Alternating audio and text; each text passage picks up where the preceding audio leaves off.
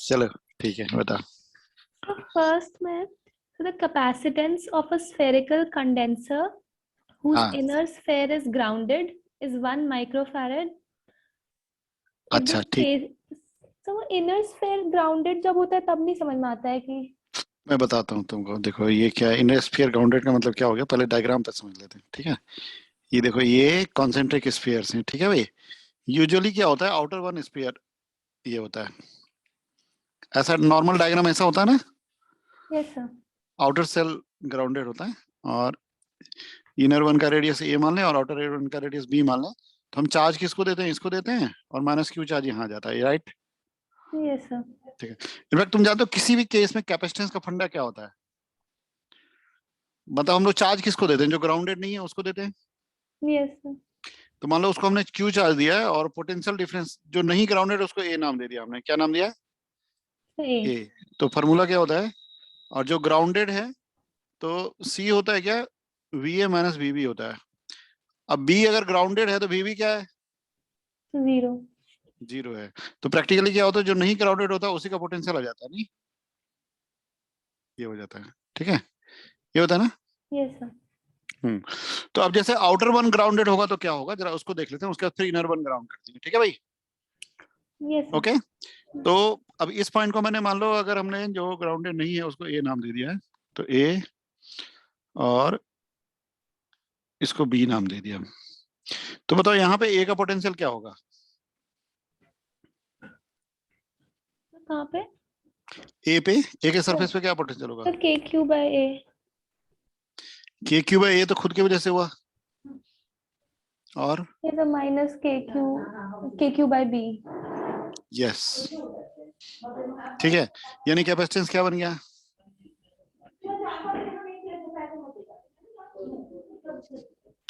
ये बन गया 4 pi epsilon not A B upon B minus A, बन गया ना, यस सर. क्लियर है। Yes sir.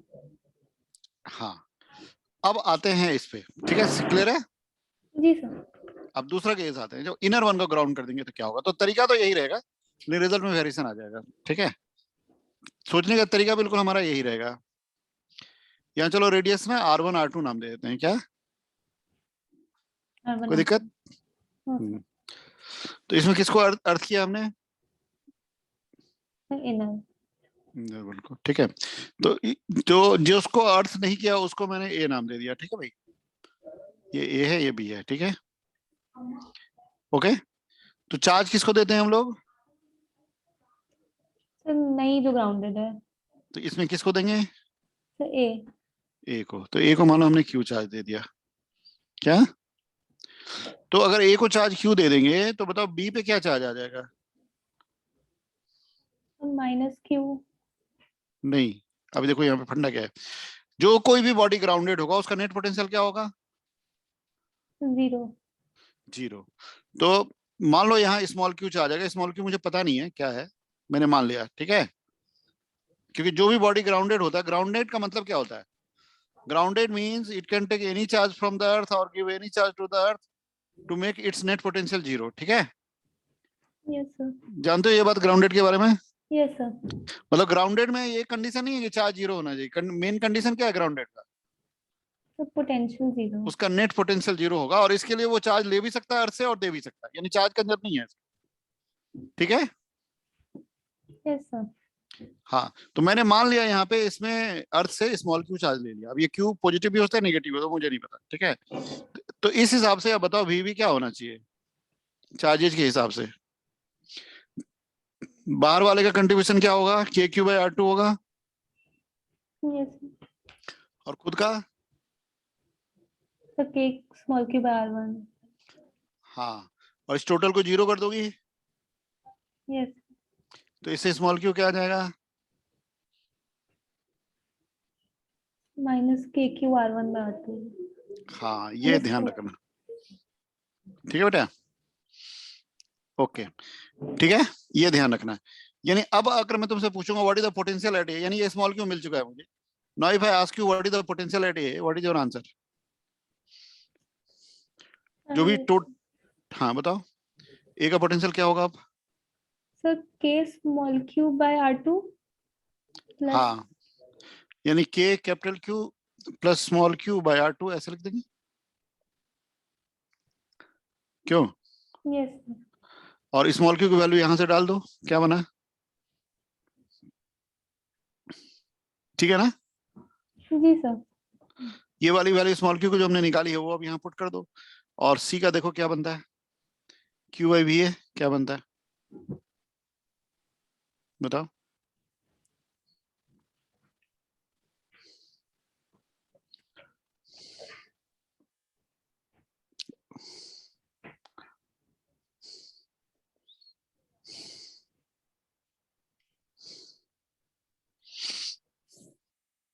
ये बन जाएगा 4 pi epsilon not R2 square by R2 minus R1, तो ये बना।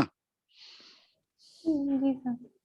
चेक कर लिया ना तुमने? अपने ढंग से चेक करो, हाँ सर, हाँ खुद चेक कर लिया सर. से चेक करोगे तो लॉन्ग टाइम तक स्ट्रॉन्ग पॉइंट रहेगा, नहीं तो कंफ्यूज हो जाओगे फिर। ठीक है, कर जी लिया? सर. हाँ. इसका मतलब ये हो गया कि आउटर वन अगर अर्थ है तो ये फॉर्मूला है मेरा, ठीक है, और इनर वन अर्थ है तो ये फॉर्मूला है। तुम चाहो तो अगर ए बी के टर्म में लिखना चाहो तो बी बाई बी माइनस ए लिख देना, ठीक है? हाँ okay, sir. Yes sir. Outer one earth है तो ये फॉर्मूला, इनर वन अर्थ है तो ये फॉर्मूला। अब आ जाओ तुम्हारे क्वेश्चन पे, तुम्हारा क्वेश्चन क्या कह रहा है, क्लियर है, समझ में आ गया ये? हाँ सर. हाँ, अब तुम देखो तो तुम्हारा जो क्वेश्चन तो हो गया अब। So the capacitance of spherical conductor whose inner sphere is grounded is 1 microfarad. If the spacing between the two spheres is 1 mm, then what is the radius of outer sphere? Yes sir. हाँ ठीक है, तो R2 R1 का difference दिया हुआ हो जाएगा ना? हाँ सर. हाँ, तो इसको सीधा ये वाला यूज कर लेना, R2 माइनस R1 दिया ही हुआ, R2 मिल गया, C दिया ही हुआ, नहीं जी सर. क्लियर है? हाँ ठीक है। देखो क्वेश्चन में ना दो चीजें होती है, एक तो ये होता है कि बेसिक कॉन्सेप्ट क्या है, ठीक है, और एक क्या है कि प्रेजेंटेशन वेरिएशंस, ठीक है। प्रेजेंटेशन वेरिएशंस का कोई लिमिट नहीं है, एक ही कॉन्सेप्ट का प्रॉब्लम 50 तरीकों से रिप्रेजेंट किया जा सकता है, और कई बार रिप्रेजेंटेशन भी टफ हो सकता है, इजी हो सकता है, लेकिन कॉन्सेप्चुअली एकदम क्लियर होना चाहिए तुमको, तो तुम दिमाग लगा लोगी अपना, ठीक है? ओके, हाँ Yes. ठीक, चलो और बताओ।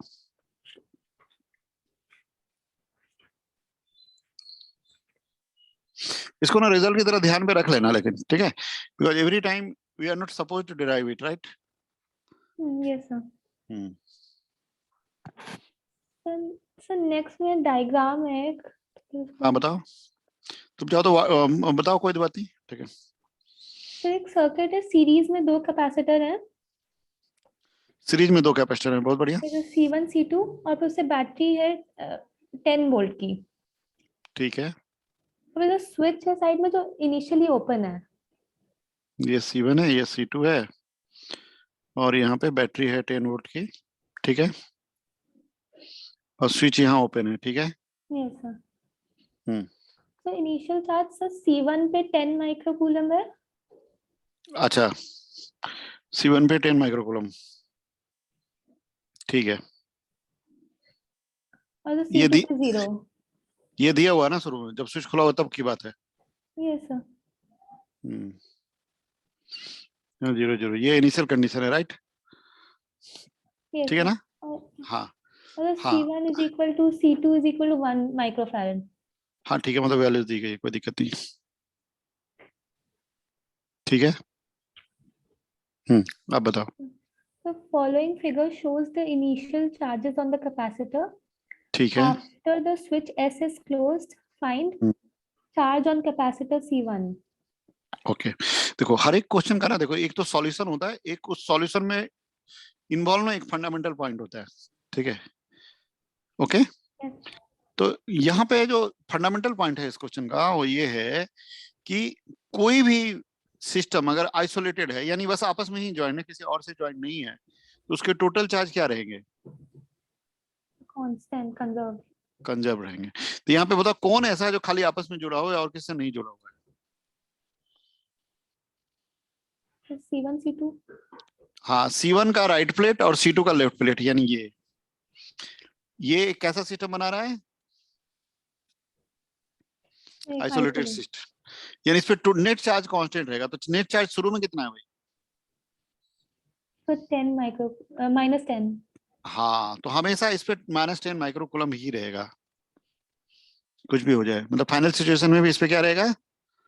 -10 micro हाँ, यानी अब मुझे पता नहीं है कि फाइनली क्या है, तो मैंने मान लिया, जैसे यहाँ पे मान लिया एक्स, क्या मान लिया? एक्स, तो यहाँ क्या आ गया? -x, ठीक है। जी सर। तो यहाँ क्या आ जाएगा बताओ?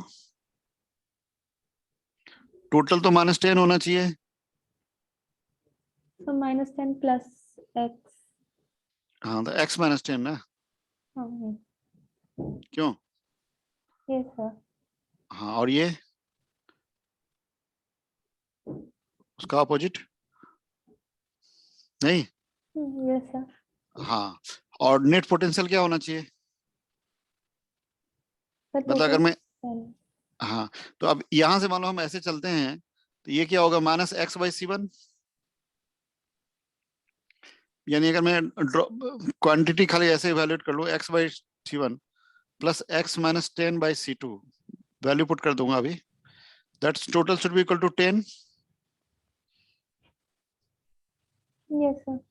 तो अब इसको सॉल्व कर लो। c1 c2 1 माइक्रोफैरेड दे रखा है नहीं? तो x कितना आ गया?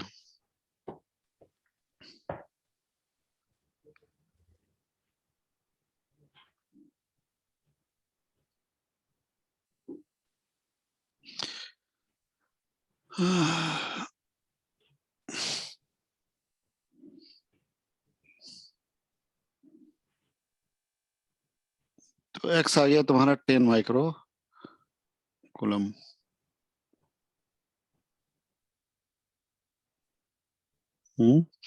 यानी यहाँ तो कोई फ्लो होगा ही नहीं भाई, Yes समझ sir. आ रहा है? क्यों नहीं होगा? क्योंकि ऑलरेडी जब हमने क्लोज नहीं किया था तब भी यहाँ पे पोटेंशियल डिफरेंस कितना था? 10 वोल्ट था, Yes sir. और यहाँ 0 था। यानी इन दोनों का सम तो 10 वोल्ट के बराबर ही था ना भाई। Yes sir. तो फ्लो तो होगा ही नहीं यहाँ पे। Okay sir. हाँ sir. पूछा क्या तुमसे? Charge flowing through the switch पूछा है। The charge on capacitor C1. तो हाँ, 10 तो है. वही रहेगा जो पहले था। C2 पे भी 0 0 ही रहेगा, चेंज नहीं होगा। ठीक है, Okay sir. हाँ. सॉल्व करके वही आ रहा है। मतलब अगर कुछ डिफरेंट वैल्यू होता तो कुछ और आ जाता, जैसे मान लो यहाँ 5 माइक्रो कूलम होता तो आ जाता कुछ। ठीक है, सर जब आ रही बात सीरीज, समझ में? सर नॉर्मल सीरीज में जब होता है तब और इसमें क्या डिफरेंस अंतर है? है, देखो नॉर्मल सीरीज और इसमें अंतर है क्या है। नॉर्मल सीरीज में जो प्लेट्स आपस में ज्वाइंट होते हैं उसमें नेट चार्ज 0 होता है। जैसे अभी जिस पे मैंने चार्ज कंजर्व कराया ना, उस पे नेट चार्ज क्या होगा? तो -10. यहाँ तो -10 हो रहा है, और नॉर्मल में क्या होता है? 0. 0। तो ये नॉर्मल सीरीज नहीं है। ठीक है, नॉर्मल सीरीज में आइडिया क्या होता है कि जितने भी हमारे कैपेसिटर्स होते हैं सीरीज में, शुरू में वो अनचार्ज होते हैं और बाद में हम बैटरी लगाते हैं और स्विच ऑन करते हैं।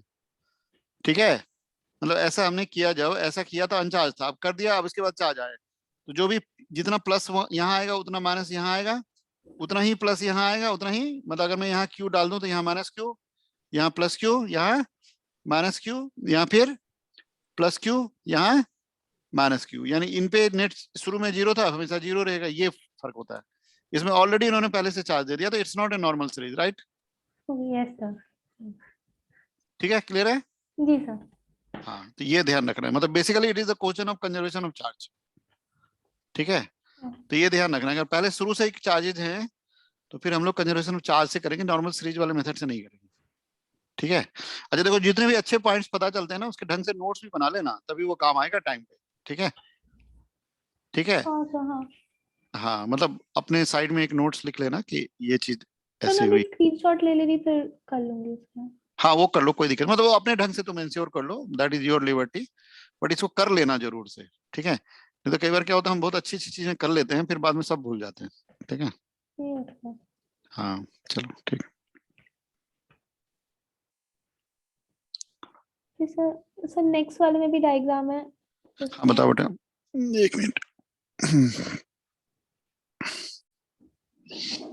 सर 1.a है उसके बाद से दो स्क्वायर टाइप के हैं कंटिन्यूअस। एक पॉइंट ए है, वहां पे दो स्क्वायर टाइप के कंटेनर नहीं है। सर, दो स्क्वायर्स अगर बनाएंगे फिर उस पे कैपेसिटर। अच्छा ठीक है, हाँ ठीक है, मतलब दो स्क्वायर्स हैं, कैपेसिटर्स हैं, ठीक है, स्क्वायर शेप के कैपेसिटर्स, मतलब प्लेट्स स्क्वायर शेप्स के हैं। दोनों जैसे मैं डायग्राम बनाने का बता रही, तो मतलब हाँ ठीक है, यही ना।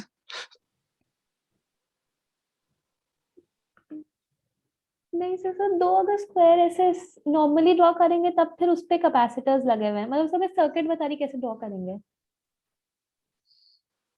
मतलब ये नहीं, प्लेट के अंदर कैपेसिटर है क्या? मतलब सर नॉर्मल वो है, नॉर्मल डायग्राम है कि 1 माइक्रोफैराड फिर दो ब्रांचेस हैं, दो।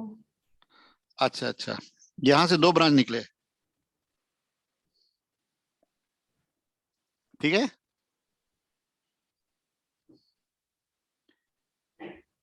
ये ना बेटा, कोई नहीं, तुम एक बार लैंग्वेज पढ़ो उसका, उससे आइडिया आ जाएगा। So the equivalence capacitance between point A and B of the circuit. अच्छा, और ए से क्या किया जा रहा है बताओ, ऐसे ए बताओ, ए है। पॉइंट है और फिर हाँ स्ट्रेट लाइन, फिर से दो ब्रांच है। हाँ, दोनों में कैपेसिटर लगा हुआ। तो एक में कैपेसिटर है, एक में नहीं है। अच्छा, और दूसरे में क्या है? तो फिर इधर से फिर एक कैपेसिटर है, तो जिसमें ऑलरेडी कैपेसिटर था उसके परपेंडिकुलर जाके फिर एक कैपेसिटर है। ऐसे? नहीं ऐसे, अच्छा, ऐसे ना। ये सर। हाँ, और फिर ये दोनों कनेक्टेड है, तो नीचे वाले ऐसे, दोनों चीज। ऐसे। Yes sir, yes sir. हाँ और फिर ठीक है, फिर ऊपर से एक और कैपेसिटर और नीचे भी एक कैपेसिटर। ये है, नीचे कहाँ पे? नहीं सर, सर तो फर्स्ट कैपेसिटर उसका आगे, मतलब इस अच्छा तरफ। ऐसे, ऐसे। हम्म, क्या? नहीं मतलब बीच वाले कैपेसिटर के दोनों साइड, तो जैसे एक और स्क्वायर के फॉर्म में इसी तरफ। अच्छा अच्छा, समझ में आ गया, रुक जाओ रुक जाओ। ये और ये, ठीक है।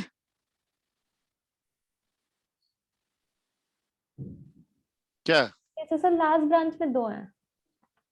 इसमें दो है ना? अच्छा, इसमें दो कैपेसिटर लगे हुए हैं ऐसे। Yes sir. हाँ ठीक है। और सर उन दोनों कैपेसिटर के बीच में से पॉइंट बी जा रहा है।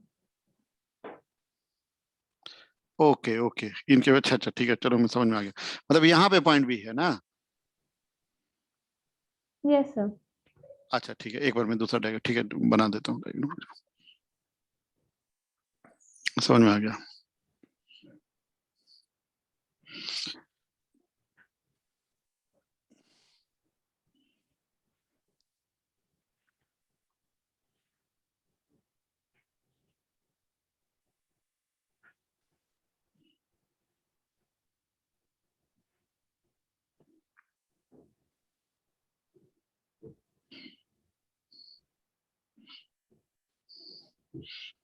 यहाँ पॉइंट भी है, राइट?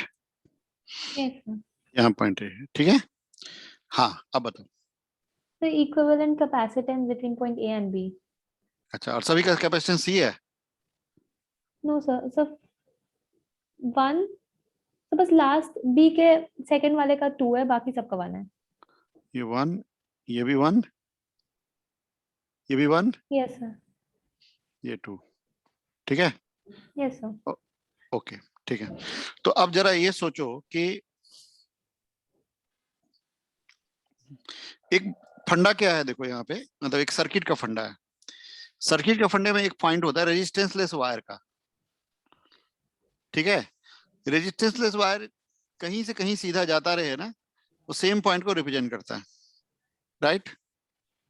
Yes sir. नहीं, ठीक है। रेजिस्टेंसलेस वायर कहीं से कहीं जाए, वो सेम पॉइंट को ही रिप्रेजेंट करता है। यानी इसका लेफ्ट हैंड का किस पॉइंट पे मान सकते हैं हम लोग? ए मान सकते हैं। Yes sir. तो ये भी ए है। अब ये देखो, रेजिस्टेंसलेस वायर यहाँ भी आ गया, वही रेजिस्टेंसलेस वायर जो ए था यहाँ, इसको भी ए मान सकते हैं हम लोग, इसको भी ए मान सकते हैं, कोई दिक्कत है? No sir. मतलब इन, ये सब ए से जुड़े हुए हैं, ठीक है, राइट? Yes, sir. ठीक है, अब ये ध्यान देना, ये पॉइंट को मैंने P मान लिया। क्या मान लिया? P। तो ये इन तीनों के जो ये एंड है वो P से जुड़े हुए हैं। किसे? The P, sir. हाँ, यानी ये दोनों देखो पैरेलल में है, वन, ये वाले वन और ये वाले वन पैरेलल में है। समझ में आ रहा है? दोनों एंड ए से और एक दोनों एंड P से। ठीक है, हाँ सर। हाँ। और फिर उनके साथ सीरीज में ये वाला लग गया B पे आने के लिए, और B पूरे सिस्टम के साथ पैरेलल में लगा हुआ है। यानी इसका अल्टरनेटिव डायग्राम ये है, देखो। अगर मैं यहाँ पे नाम दूं, मान लो इसको मैंने 1 नाम दे दिया, इसको 2, इसको 3 और इसको 4, तो देखो 1 और 2 पैरेलल में लगे हुए हैं। समझ में आ रहा है? Yes, sir. ये ऐसे बन गया, ये हो गया पॉइंट P, और पॉइंट P के साथ ये 3 वाला है, और फिर ये आ गया पॉइंट B। ठीक है, समझ में आ रहा है? ये मैंने नाम दिया इसको 1, इसको 2, इसको 3। ठीक है, और इस पूरे सिस्टम के साथ 2 पैरेलल में ये, अच्छा एक मिनट, ये 4 पैरेलल में लगा हुआ। ठीक है भाई, इसको मैंने 1 नाम दिया, कैपेसिटर 1, कैपेसिटर 2, कैपेसिटर 3, कैपेसिटर 4। ठीक है, Yes, sir. ये ए है। समझ में आ रहा है क्या? हाँ सर। बस खत्म। अब तुम बताओ क्या होगा इक्विवेलेंट। अब तो तुमको दिख रहा होगा। हाँ सर, अब तो हाँ बस। तो इसमें मतलब ये फंडामेंटल ये है कि रेजिस्टेंस लेस वायर किसी भी तरह से कहीं जाए, कोई फर्क नहीं पड़ता कहाँ जा रहा है, वो सब एक ही पॉइंट को रिप्रेजेंट करता है। यानी ये भी ए है, ये भी ए है, ये भी ए है। ठीक है, और ये P है, ये भी P है, ये भी P है। ठीक है, जी सर। ये डायग्राम बन गया। ये डायग्राम समझ में आ गया? Yes sir. बस तो हो गया, अब तो खत्म। ये देखो, ये पैरेलल में बन गया, ये इसके साथ सीरीज में आ गया, ये पूरे के साथ पैरेलल में आ गया, खत्म। जी सर। ठीक है, हाँ। और बताओ, इस बार तुम्हारा फिजिक्स में कितना नंबर आया था? 90, 98 ना? मुझे याद नहीं था, तो फिजिक्स में कम आया था फिर मैं। अच्छा अच्छा, ठीक है, मतलब कोई दिक्कत नहीं, कोई दिक्कत नहीं। बस खाली ये है ना कि जैसे कोई भी क्वेश्चन करती हो ना, तो मान लो अगर नहीं हुआ तो क्यों नहीं हुआ, किस पॉइंट पे तुम अटकी थी, उसको फंडामेंटली क्लियर कर लेना। क्योंकि देखो फिजिक्स में ना न्यूमेरिकल वेरिएशन तो बहुत सारे जनरेट किए जा सकते हैं, लेकिन फंडामेंटल क्लियर रहेगा तो अपने आप हो जाएगा तुमसे प्रॉब्लम। ठीक है, ओके। तो जैसे इस क्वेश्चन में क्या कॉन्सेप्ट, क्या सीखी? तो अगर कंटिन्यूअस वायर हो तब फिर पोटेंशियल सेम रहता है। हाँ, रेजिस्टेंसलेस वायर चाहे कहीं से कहीं जाए, वो सेम पॉइंट को रिप्रेजेंट करता है। ठीक है, ओके। तो रीड्राइंग में हमेशा इस बात को हम ध्यान रख सकते हैं। Yes sir. और बताओ। So next time, if potential difference across a capacitor is changed from 15 volt to 30 volt, हाँ, work done is W. The work done एक when मिनट, हाँ, ये change from 15 volt to 30 volt. yes sir.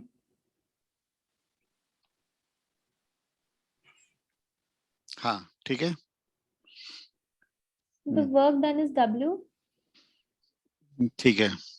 The work done when potential difference is changed from 30 volt to 60 volt will be.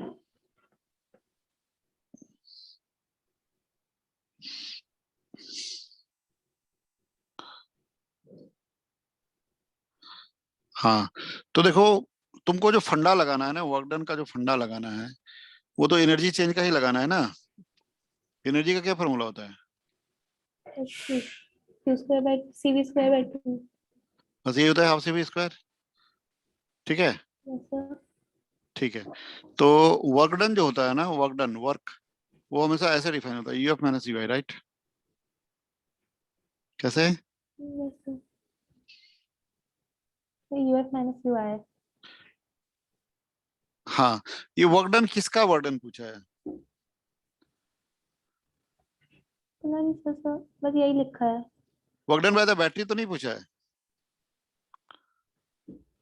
तो बस work done लिखा हुआ है, work done when हाँ अच्छा पोटेंशियल। ठीक है ठीक है ठीक है, क्योंकि एक्चुअली हीट प्रोड्यूस भी होता है तो एनर्जी चेंज से हम लोग कर सकते हैं, कोई दिक्कत नहीं, ठीक है। धीरे धीरे कोई चार्ज अगर सप्लाई कर रहा है तो हाँ ठीक है, कोई दिक्कत नहीं है, ठीक है करें सॉल्व। Yes sir. तो ये लगाओ, पहले केस में क्या हो गया, W1 क्या हो गया इस हिसाब से, हाफ C यानी C/2 30² -15², कोई दिक्कत है। नो। W2 क्या होगा जो पूछा हुआ है, C/2 इंटू 60² -30², ठीक है। Yes sir. तो अगर मैं डिवाइड कर दूं W2/W1 क्या आ गया 15², तो चलो हम लोग कॉमन लेंगे, तो ये 15² पूरे में कॉमन ले लिया हमने, तो ये हो गया 4 - 1 3 हो गया, ये सॉरी 16 -4 ये हो गया 12, और ये हो गया 3, समझ आ रहा है, 12/3 यानी 4 आ गया। W2 and W2 equal to 4 times of W1 आ गया, यस सर। ठीक है। तो हम लोग को तो पता कैसे चलेगा कि बैटरी का पूछ रहे हैं या फिर ऐसे निकालना है? नहीं, इसमें और कुछ नहीं दिया हो ना, खाली पोटेंशियल चेंज का पूछा हो ना, तो ये मानते हुए हम लोग चलेंगे धीरे धीरे पोटेंशियल चेंज किया जा रहा है, ठीक है। ओके। हाँ, इसी में अगर पूछ देते कि जो बैटरी यहाँ पे 30 वोल्ट लगा दिया तो बीच में भी हीट लॉस हो जाता है उसमें, ठीक है, तो वो निकालते हैं हम लोग, राइट। Yes sir. लेकिन ये इस टाइप क्वेश्चन में यही पूछेंगे, बीच में हीट लॉस नहीं पूछेंगे, मतलब एनर्जी चेंज ही पूछ रहे हैं, ठीक है। जी सर। और बताओ।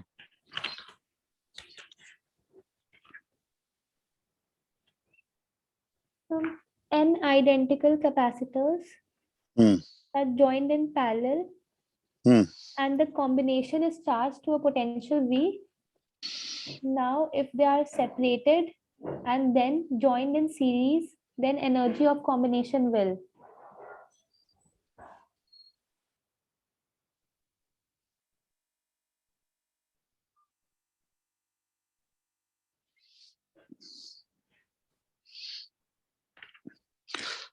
अच्छा नहीं नहीं, एक मिनट फिर से बोलो, जैसे इसको हमने चार्ज कर दिया, ठीक है, अब हमने उनको सीरीज में ज्वाइन करके फिर चार्ज कर रहे हैं, लिखा है now if they are separated and then joined in series. एक बार फिर से बोलो, क्या बोल रही हो, फिर से बोलो। N identical capacitors हाँ are joined in parallel हाँ and the combination is charged to a potential V.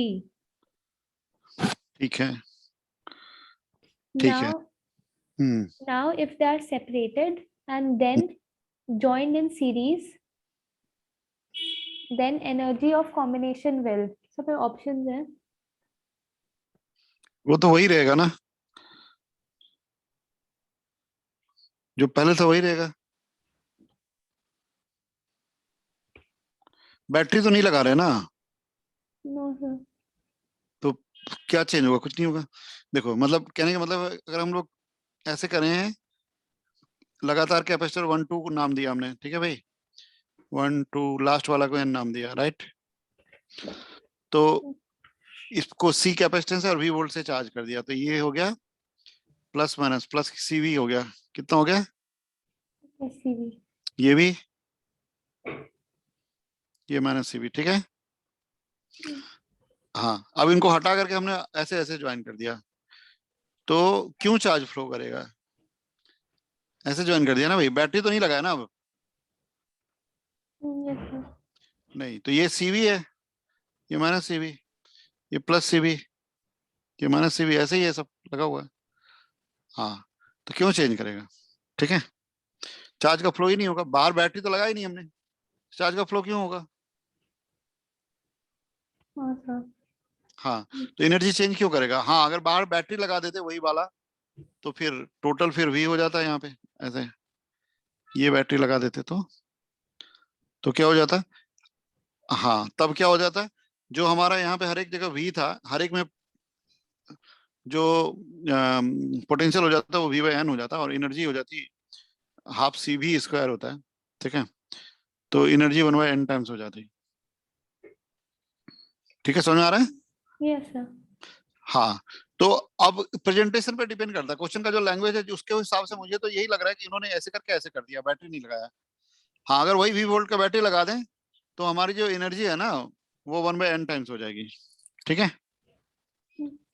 पूछा गया है क्वेश्चन में। The energy of combination will or the potential difference. हाँ, अगर बैटरी हमने लगा रखा है, देखो जो क्वेश्चन का लैंग्वेज है उसके हिसाब से पोटेंशियल डिफरेंस में कोई चेंज नहीं होगा, एनर्जी में कोई चेंज नहीं होगा। लेकिन अगर उन्होंने ऐसे कर दिया है तो पोटेंशियल जो है 1/n टाइम्स हो जाएगा, ठीक है, और एनर्जी 1/n² टाइम्स हो जाएगी, ठीक है। क्या आंसर दिया इन्होंने? So the answer is energy of combination will remain same and हाँ, potential difference will become n times V. NV.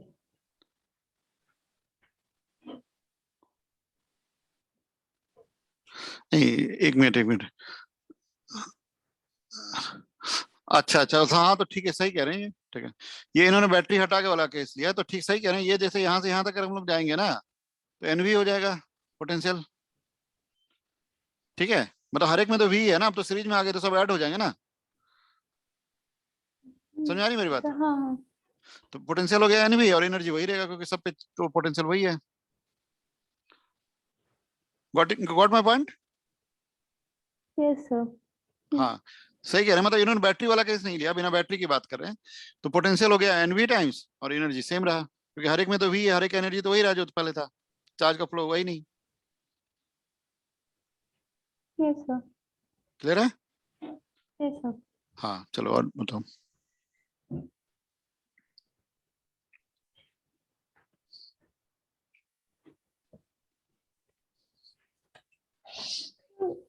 So two capacitors, hmm, 3 microfarad and 4 microfarad एक मिनट are, हाँ बोलो।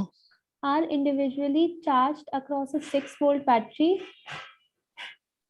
हाँ, तो 6 वोल्ट बैटरी से charge किया ना हमने, ठीक है। तो यहाँ पे कितना चार्ज आ गया भाई? 18 माइक्रोकूलम, Yes, sir. और ये प्लस ये माइनस, और यहाँ So 24. हम्म, हाँ, अब क्या कह रहे हैं? After being disconnected from the battery, they are हाँ हाँ, बोलो बोलो। they are connected together with the negative plate of one connected to the positive plate of other. हाँ, What is ठीक है। the final total energy stored? हाँ, ये इसमें तुमको दिक्कत है क्या? Because उसका आंसर निकल गया था, हाँ फाइनल पोटेंशियल और फिर CV²/2 करके दोनों का। हाँ, तो पर जब चेंज इन पोटेंशियल निकाल ली तब फिर वो आ नहीं रहा सही से, मतलब। एक बार क्या, चलो इसका फंडामेंटल से बताता हूँ तुमको, कोई दिक्कत नहीं है, वैल्यू पुट कर देना बाद में, ठीक है। एक्चुअली इसका फंडा क्या है, देखो ऐसे मान लो इस पे चार्ज Q1 है मान लो, ठीक है, और इस पे चार्ज Q2 है, तो ये -Q2 को हमने, ये -Q1 हो गया, ये +Q2 हो गया। Q1 मान लेते हैं बड़ा, कोई ना कोई एक तो बड़ा होगा ना भाई।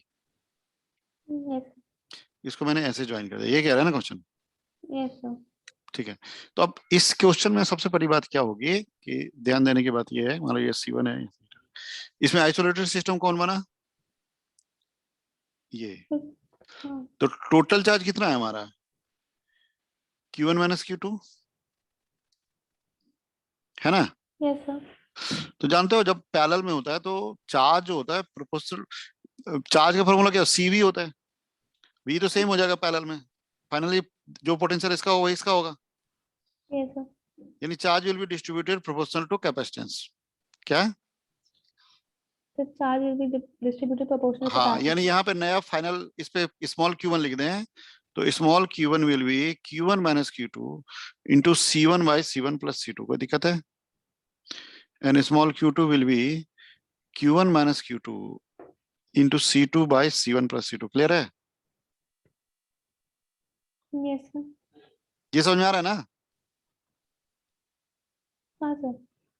देखो इन दोनों पे जो भी चार्ज था ना वो Q1 और माइनस Q2 था, तो नेट चार्ज हो गया Q1 माइनस Q2, जो बाद में हमारा चूंकि पैरेलल में ज्वाइन किया है, तो पैरेलल में चार्ज होता है CV और V सेम हो जाता है, तो charge obviously will be getting distributed proportional to capacitance. ठीक है भाई।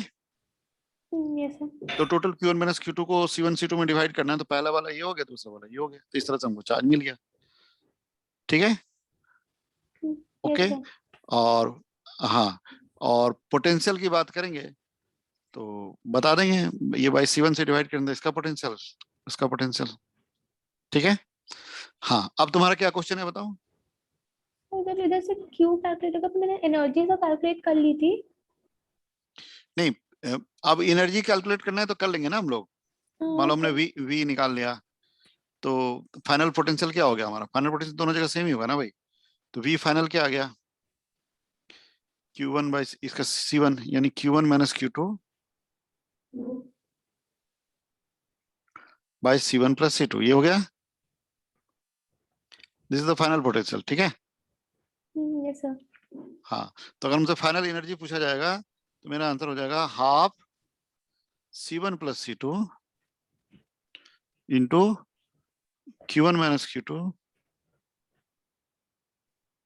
बाय C1 प्लस C2 का स्क्वायर, यानी the final energy is Q1 minus Q2 का whole square by 2 C1 plus C2।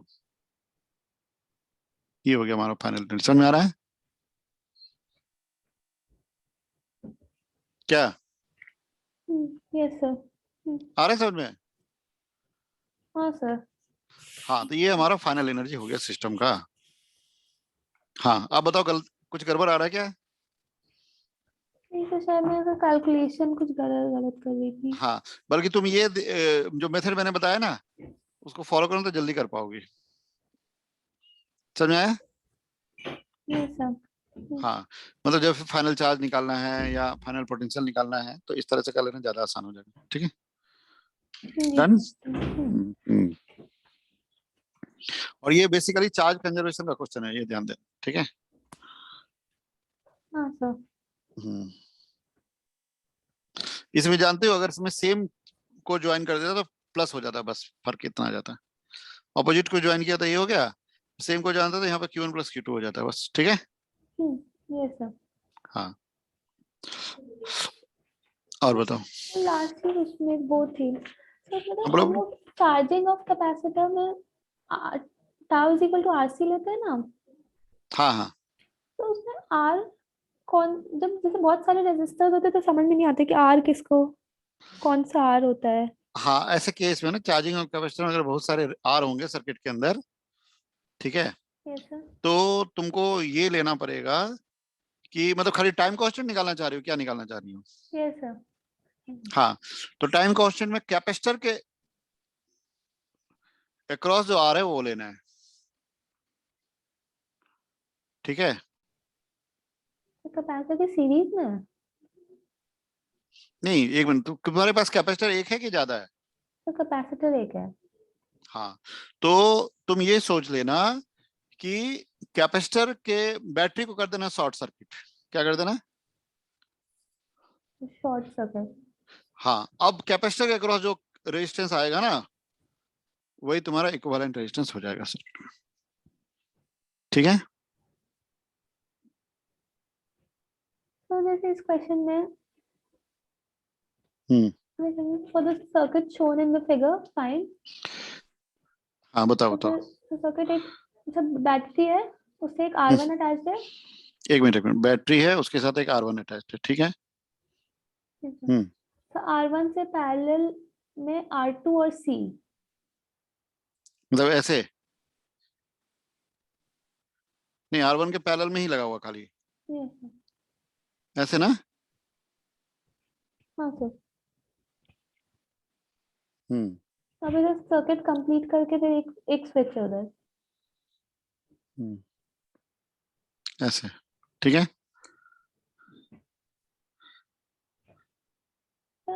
E R1 के दोनों साइड में अटैच्ड है। अच्छा अच्छा अच्छा, समझ में आ गया। तो तुम ये कहना चाह रहे हो ये है ना? क्यों? Yes, sir. हाँ कोई दिक्कत नहीं, ठीक है।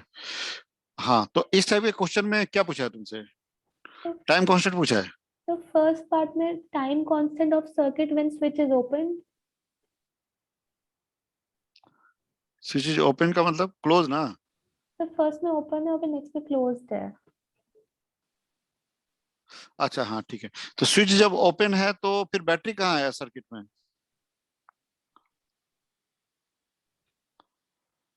Yes sir. नहीं है।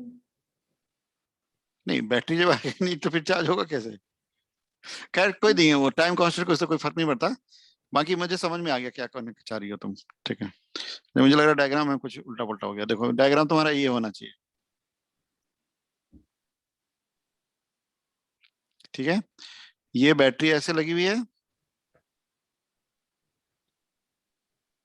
एक मिनट, यहाँ पे स्विच लगा हुआ है, ठीक है भाई। और ये बैटरी लगा हुआ है, क्या यही है ना? Yes sir. नहीं देखो यही है ना, एक बार कंफर्म कर लो।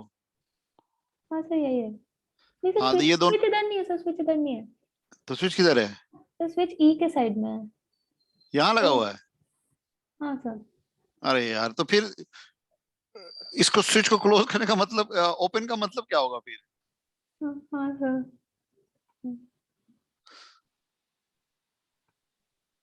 जब हम स्विच को ओपन रखेंगे तो कहाँ से ये चार्ज होगा? नहीं, अगर मैं R1 के साथ स्विच लगाऊं तब तो मतलब बनता है R1 सर्किट के अंदर लाना है कि बाहर रखना है, तो मतलब बनता है। बैटरी को बाहर रख देंगे तो फिर चार्जिंग ही कैसे होगी? ये उन्होंने कुछ गलती कर दिया डायग्राम में, मुझे लग रहा है। सर हो सकता है सर, मतलब। हाँ मैं बताऊं तुम्हें कैसे करना है। पहले तो देखो, ये चार्जिंग डिस्चार्जिंग में पूछा है या दोनों केस में चार्जिंग में ही पूछा है? ओके नहीं ओके, अच्छा चार्जिंग। अच्छा अच्छा, एक चीज बताओ। बैटरी है वो पहले पहले क्लोज करके निकालना है फिर खोल करके निकालना है, ऐसा है क्या? नहीं पता नहीं सर, ऐसा तो लिखा तो नहीं है। क्वेश्चन में क्या लैंग्वेज दिया? Time constant of the circuit when switch is closed end when switch is open, ऐसे पूछा है ना। Yes sir. हाँ तो जब स्विच क्लोज है तब तो चार्ज हो जाएगा, ठीक है। और जब स्विच को खोलेंगे तो डिस्चार्ज हो जाएगा। मतलब इस डायग्राम के साथ मैं सॉल्व कर सकता हूँ, लेकिन लैंग्वेज ये होना चाहिए कि पहले initially switch is close and finally switch is open. इसके साथ सॉल्व हो जाएगा, initially switch is close and finally switch is open, ठीक है। Yes sir. तो इनिशियली स्विच ओपन तो चार्जिंग हो गया। तो चार्जिंग ऑफ द कैपेसिटर में कभी भी तुमको कैपेसिटेंस निकालने के लिए कहा जाए तो सबसे पहले क्या करो, जो बैटरी है उसको शॉर्ट सर्किट कर दो। क्या करो? Short circuit. शॉर्ट सर्किट का मतलब क्या हो गया? तो मतलब एक wire continuous resistances wire attach करेंगे। हाँ तो अब तुम देखो ध्यान से, अब क्या डायग्राम बन गया तुम्हारा, ये डायग्राम बन गया। ये R2, और मैंने जानबूझ के ऐसे कर दिया ताकि बैटरी को ये कैपेसिटर को हटा के दिखाने के लिए, ठीक है भाई। ओके, ये हो गया R1, ये क्या हो गया? R1, ठीक है भाई। और इसके पैरेलल में रेजिस्टेंस लेस वायर है ना, ये बन गया, ठीक है। तो अब मुझे बताओ, इन पॉइंट्स के क्रॉस अगर मैं इसको 1 इसको 2 नाम दूं, तो 1 2 के क्रॉस, मतलब कैपेसिटर को अगर हटा के बात करूं, कैपेसिटर के क्रॉस नेट रेजिस्टेंस क्या है भैया हमारे पास? R1 + R2। नहीं ध्यान सोचो, R1 शॉर्ट सर्किट हो गया इस डायग्राम। Sir R2। हाँ तो अगर मैं तुमसे कहूंगा what is the time constant of charging circuit, तो यहाँ पे आ जाएगा हमारा R2C, क्या आएगा? ठीक है, आ रही बात समझ में? Yes sir. यानी कभी भी चार्जिंग आरसी सर्किट कैसा भी कॉम्प्लिकेटेड डायग्राम हो, अगर तुमसे पूछा जाए what is the time constant, तो क्या करना है? बात। कैपेसिटर के, हाँ जो बैटरी है उसको शॉर्ट सर्किट करके कैपेसिटर के अक्रॉस नेट रेजिस्टेंस निकाल लो, ठीक है। Yes sir. और उसको सी से मल्टीप्लाई कर दो, हो गया टाइम कांस्टेंट। Yes sir. ठीक है, क्लियर है? Yes sir. सर तो हम लोग ने इसमें तो स्विच ओपन लिए क्लोज लिए। हाँ तो पहले स्विच क्लोज का तो हो गया ना। यस सर हाँ। हाँ, अब स्विच ओपन जब करेंगे तब तो ये डिस्चार्ज होगा, Yes sir. डिस्चार्ज में तो बैटरी होता नहीं है ना। हाँ सर। हाँ, तो तुमको क्या करना है अब, कैपेसिटर को, मतलब बैटरी को मैंने हटा दिया, स्विच खोल दिया तो बैटरी तो हट गया। तो अब तो कैपेसिटर के अक्रॉस इक्विवेलेंट रेजिस्टेंस देख लो क्या बना, ये खुल गया तो क्या बना। अब इसके क्रॉस क्या होगा इक्विवेलेंट रेजिस्टेंस, ये तो हट गया। अरे तब तो R1 प्लस R2। हाँ, तो अब हमारा जो टाइम कांस्टेंट हो जाएगा वो हो जाएगा R1 प्लस R2 इंटू सी। नहीं, क्या होता है, RC होता है ना। हाँ ठीक। तो जब क्लोज था तो ये हो गया, जब ओपन था तो ये हो गया। ठीक है, हाँ सर। समझ में आया बेटा।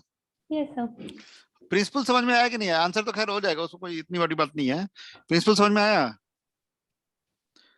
Yes sir. हाँ।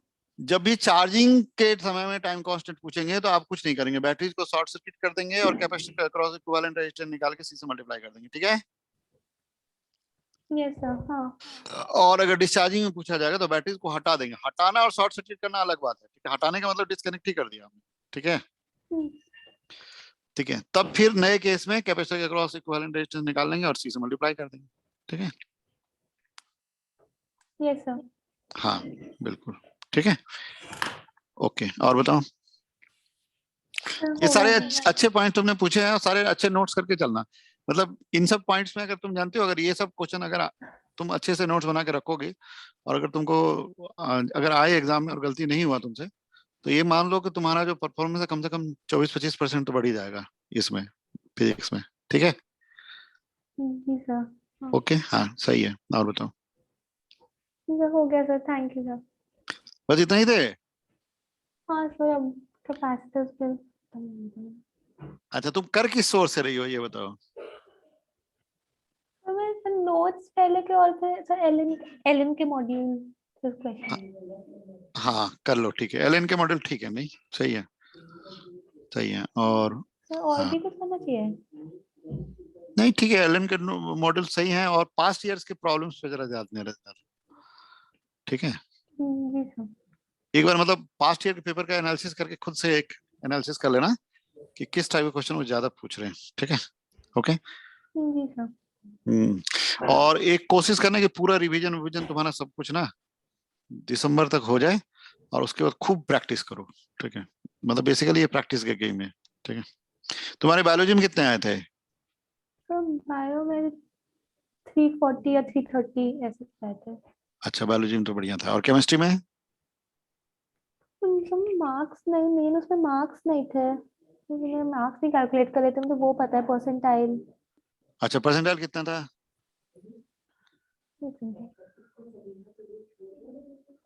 केमिस्ट्री में कितना था परसेंटाइल। तो केमिस्ट्री में एक सेकंड से खोल रही।